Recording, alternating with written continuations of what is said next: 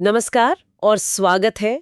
आज हम एक ऐसे ग्रंथ को समझने की कोशिश करने वाले हैं जो जो सिर्फ एक धार्मिक किताब नहीं बल्कि एक जीवन ग्रंथ है, श्रीमद् भगवद गीता। हमारे पास इसके जो मुख्य संदेश है उनका एक बहुत ही अच्छा सारांश है और हमारा मकसद है इसके गहरे ज्ञान को आज की इस भागदौड़ वाली जिंदगी में कैसे देखें। और ये जरूरी भी है क्योंकि गीता की शुरुआत ही जीवन के सबसे बड़े कंफ्यूजन से होती है। ये कोई शांत आश्रम में दिया गया उपदेश नहीं है, ये तो दो सेनाओं के बीच युद्ध के मैदान में एक ऐसे योद्धा को दिया गया ज्ञान है जो टूटने की कगार पर है। बिल्कुल, और यही बात इसे इतनी रिलेटेबल बनाती है। चलिए इसे परत दर परत समझते हैं। तो सबसे पहले जरा उस सीन को दिमाग में लाते हैं। अर्जुन अपने समय का सबसे बड़ा योद्धा रथ पर खड़ा है और सामने है उसके अपने दादा, उसके गुरु, उसके चचेरे भाई, और उसे उन्हीं पर बाण चलाना है। वो कांप रहा है, उसके हाथ से धनुष छूट रहा है और वो कहता है, कृष्ण मैं नहीं लड़ सकता, अपनों को मारकर राज करने से तो अच्छा है कि मैं भीख मांगकर जी लूं। ये एक ऐसी दुविधा है ना जिसे हम सब किसी ना किसी रूप में महसूस करते हैं। जब हमारा कर्तव्य, हमारी जिम्मेदारी, हमारे व्यक्तिगत रिश्तों और भावनाओं के सामने आ जाती है। जैसे मान लीजिए डॉक्टर को किसी अपने का ऑपरेशन करना पड़े या एक मैनेजर को अपने ही दोस्त को नौकरी से निकालना पड़े। कर्तव्य और मोह का सीधा टकराव। कोई राजनीतिक तर्क नहीं देते, कोई सांत्वना नहीं देते, वो सीधे अस्तित्व के सबसे बड़े सच पर हमला करते हैं। वो कहते हैं आत्मा अमर है। अर्जुन, तुम जिनके लिए शोक कर रही हो वो ना कभी मरे थे और ना कभी मरेंगे। ये एक जबरदस्त शुरुआती बिंदु है। वो कहते हैं कि ये शरीर तो बस कपड़ों की तरह है। जैसे हम पुराने कपड़े बदलकर नए पहन लेते हैं, बस वैसे ही आत्मा एक शरीर को छोड़कर दूसरा धारण कर लेती है। इसलिए जिस चीज को तुम मृत्यु समझकर डर रहे हो वो तो बस एक बदलाव है, अंत नहीं। एक मिनट, यहाँ मुझे एक उलझन हो रही है। अगर ये मान भी लें कि कोई सच में मरता नहीं तो क्या इसका ये मतलब नहीं कि हमारे कर्मों का कोई महत्व ही नहीं है? अगर किसी को मारने से भी वो मरता नहीं तो ये विचार तो किसी को भी कुछ भी करने की खुली छूट दे सकता है। ये तो एक खतरनाक सोच हो सकती है। बहुत अच्छा सवाल है और यही अर्जुन के मन में भी था। देखिए, श्री कृष्ण ये बात अर्जुन को गैर जिम्मेदार बनाने के लिए नहीं कह रहे हैं, बल्कि उसे उसके सबसे बड़े डर से मुक्त करने के लिए कह रहे हैं। डर कि मैं अपने लोगों का हत्यारा बन जाऊंगा। जब ये डर हट जाता है तभी इंसान सही और गलत का फैसला ठंडे दिमाग से कर पाता है। ये कर्मों के परिणाम से ध्यान हटाकर कर्म के पीछे की नियत और कर्तव्य पर ध्यान लाने का एक तरीका है। अच्छा, तो ये डर को खत्म करने का एक जरिया है ताकि दिमाग साफ हो सके। और शायद यहीं से गीता का वो सबसे प्रसिद्ध उपदेश निकलता है जिसके बारे में हम सब ने सुना है, कर्म करो, फल की चिंता मत करो। हाँ, और ये आत्मा की अमरता के विचार से सीधे जुड़ा है। अगर तुम्हारा असली स्वरूप आत्मा अविनाशी है तो फिर बाहरी दुनिया के परिणाम जैसे जीत हार, मान अपमान, ये तुम्हें कैसे परिभाषित कर सकते हैं? इसीलिए कृष्ण कहते हैं कर्मण्यवाधिकारस्ते मा फलेषु कदाचन, यानी तुम्हारा अधिकार सिर्फ कर्म करने पर है, उसके फल पर कभी नहीं। लेकिन ये विचार आज की दुनिया में कितना प्रैक्टिकल है? अगर एक सीईओ अपने शेयर होल्डर्स से कहे कि दोस्तों हम सिर्फ अच्छे प्रोडक्ट बनाने पर ध्यान देंगे, मुनाफे की चिंता मत करो, तो उसे अगले ही दिन नौकरी से निकाल दिया जाएगा। क्या ये दर्शन हमें दुनिया से अलग थलग नहीं कर देता? नहीं, ये विरोधाभास लगता है पर है नहीं। गीता ये नहीं कहती कि लक्ष्य मत बनाओ या परिणाम की परवाह मत करो। वो कहती है परिणाम के साथ अपनी पहचान मत जोड़ो, उसके गुलाम मत बनो। और ये सिर्फ आध्यात्मिक शांति के लिए नहीं, ये पीक परफॉर्मेंस का भी सूत्र है। सोचिए, एक सर्जन ऑपरेशन करते समय अगर ये सोचने लगे कि क्या मैं फेमस हो जाऊंगा या अगर ये मरीज मर गया तो मेरा नाम खराब हो जाएगा, तो उसके हाथ कांपने लगेंगे। उसका पूरा ध्यान सिर्फ और सिर्फ अपने काम की प्रक्रिया पर होना चाहिए। गीता का ये संदेश आज के हसल कल्चर को सीधे चुनौती देता है, जो कहता है कि परिणाम ही सब कुछ है। गीता कहती है प्रक्रिया ही सब कुछ है और बेहतरीन परिणाम उसी का एक नेचुरल बाय प्रोडक्ट है। वाह, ये एक बेहतरीन नजरिया है। यानी फोकस को नतीजे से हटाकर काम पर ले आओ और नतीजा खुद ब खुद सुधर जाएगा। ठीक है, तो मान लिया कि हमें फल की चिंता नहीं करनी चाहिए, लेकिन अर्जुन की समस्या तो कुछ और थी। वो फल की चिंता नहीं कर रहा था, वो तो कर्म ही नहीं करना चाहता था, वो युद्ध से भागना चाहता था। तो गीता इसके बारे में क्या कहती है? और यही से दूसरा बड़ा सबक आता है। श्री कृष्ण अर्जुन को फटकार लगाते हुए कहते हैं कि कर्तव्य से भागना कायरता है और पाप भी। फल की चिंता न करने का मतलब कर्महीन होना नहीं है, बल्कि निस्वार्थ होकर कर्म करना है। अर्जुन का धर्म, उसका कर्तव्य एक क्षत्रिय के तौर पर अन्याय के खिलाफ लड़ना था। उससे मुंह मोड़ना जीवन की चुनौती से भागने जैसा था। तो ये धर्म या कर्तव्य का जो विचार है ये बहुत सेंट्रल है, लेकिन ये तय कैसे होता है कि हमारा धर्म क्या है?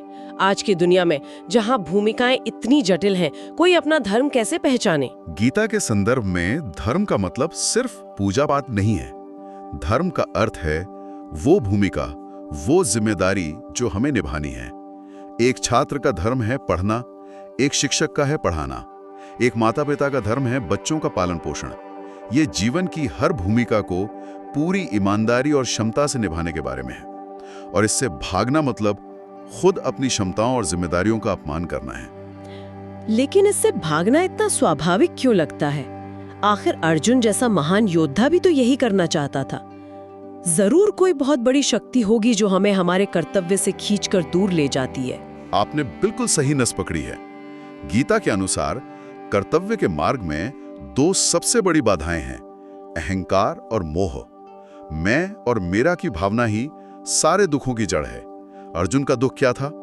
ये मेरे गुरु हैं, ये मेरे भाई हैं, मैं इन्हें कैसे मार सकता हूं? ये मैं और मेरा का भाव ही उसे अपने कर्तव्य पथ से भटका रहा था। तो इसका मतलब ये हुआ कि जिन चीजों को हम अपनी सबसे बड़ी संपत्ति मानते हैं, हमारा पैसा, हमारे रिश्ते, हमारी नौकरी का पद, वही हमारे दुख का सबसे बड़ा कारण भी बन सकते हैं।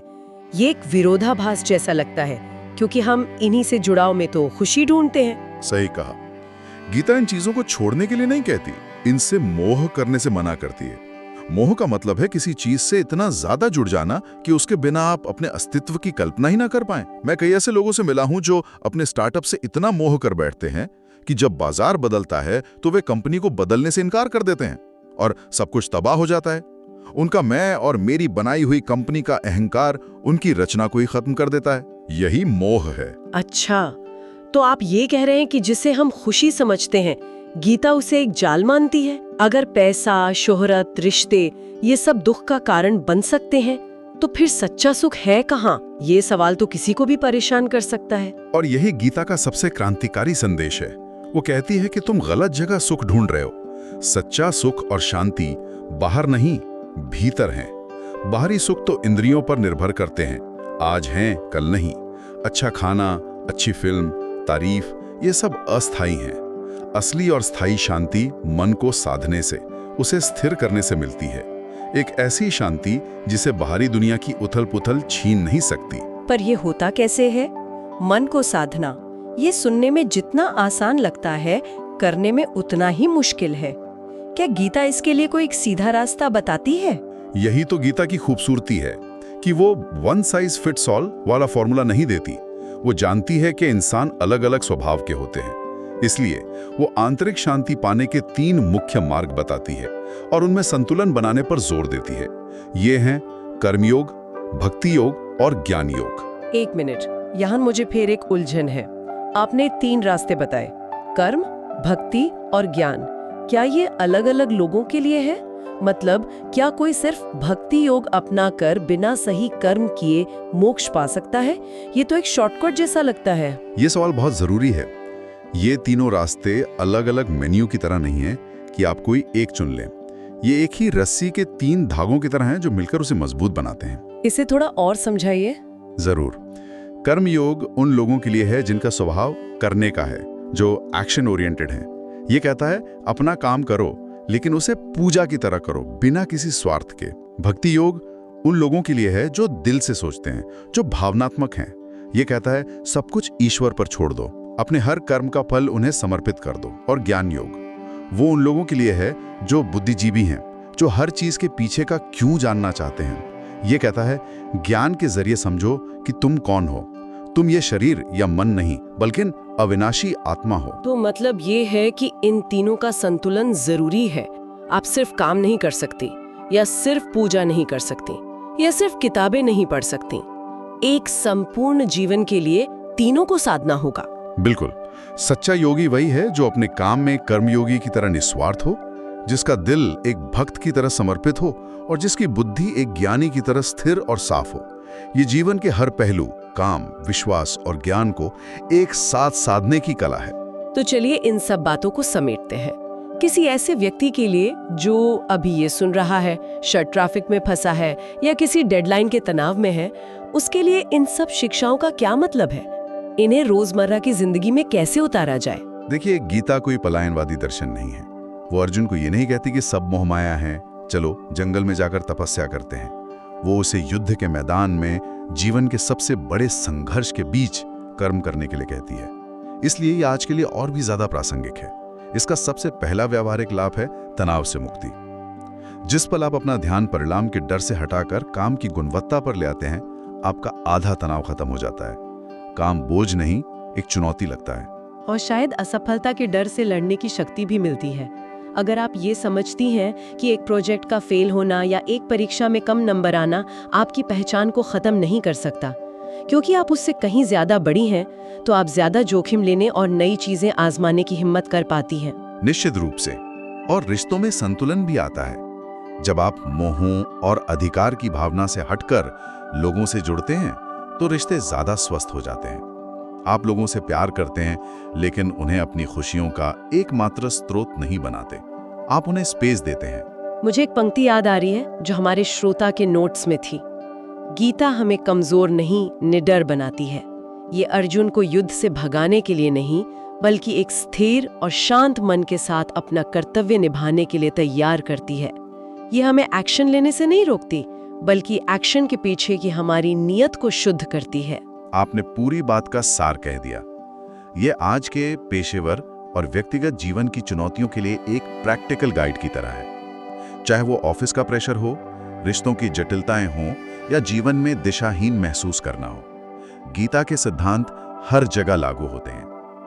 ये हमें परिस्थितियों पर सिर्फ प्रतिक्रिया, मतलब रिएक्ट करने के बजाय उन्हें सोच समझकर जवाब, रिस्पॉन्ड देना सिखाती है। तो हमने देखा कि श्रीमद् भगवद गीता केवल एक प्राचीन ग्रंथ नहीं, बल्कि हर परिस्थिति में शांत और अडिग रहने का एक खाका है।